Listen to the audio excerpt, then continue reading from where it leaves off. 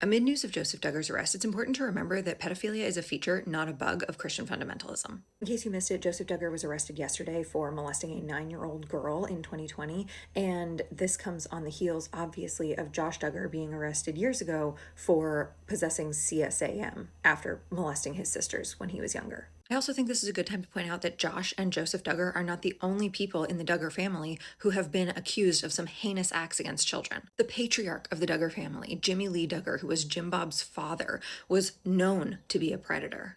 Amy Duggar, who's one of the Duggar cousins that was regularly featured on the show, says that she was never allowed to be alone with Grandpa Duggar growing up. She said, "I knew Grandpa couldn't sit and watch a movie with me. I knew Grandpa couldn't be in the car with me. I knew Grandpa couldn't take me to school." Christian fundamentalism creates a culture of sexual exploitation and sexual abuse, especially of children and women. And it normalizes secrecy and cover-ups. They prioritize men's reputations over children's safety. Purity culture opens the door to rape culture. And people are expected to close ranks around powerful men to protect them from accountability. None of this is new. These men are not the exception. They are the rule. All right, if you missed it, Joseph Duggar's wife, Kendra, also just got charged in the ongoing investigation. Joseph Duggar was charged with child molestation of a 9-year-old who came forward recently. The event occurred in 2020. And now there are new counts in the investigation against Joe and Kendra. They face 4 counts of endangering the welfare of a child and 4 counts of false imprisonment. We don't really have more details yet, but this shouldn't shock us either. I've seen a lot of people being like, oh my God, this is so surprising. In Christian fundamentalism, everyone upholds the patriarchy and they protect men's reputations above all else. Children are just collateral damage. Physical and sexual abuse are so normalized in this culture. If you're not familiar with the fundamentalist culture they were raised in, they followed the IBLP, which is the Institute of Basic Life Principles. The people involved in that, especially the leaders, have so much sexual misconduct on their records.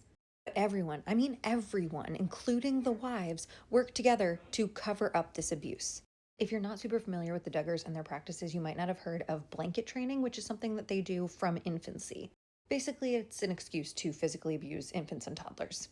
You put them on a blanket, you put like toys and items that they like off of the blanket, and you tell them don't move off the blanket. And obviously, because they are infants and toddlers, they do move off the blanket. And when they do, you're supposed to hit them with like a ruler or some other small flexible object from the time that a child is like a few months old. So to say that abuse is ingrained in their culture is an understatement. The Duggar parents stood by Josh after all of his stuff came out. They tried to cover up his abuse of his sisters for years, and it was an open secret in their community. His wife Anna's parents knew about this before they got married too. And, they have these like semi-arranged marriages, and they knew that he had a history of molesting his sisters, and they were still fine with it. Which is why it's not at all surprising that Anna is still standing by her husband's side as he serves a 13-year jail sentence for possessing CSAM.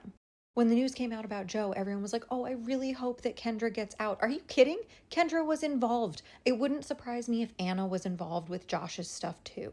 She knew that was an issue too. That's why they had Covenant eyes installed on his computer. Unfortunately, these women are at best complicit and at worst involved. This is a predictable outcome in this fundamentalist Christian culture.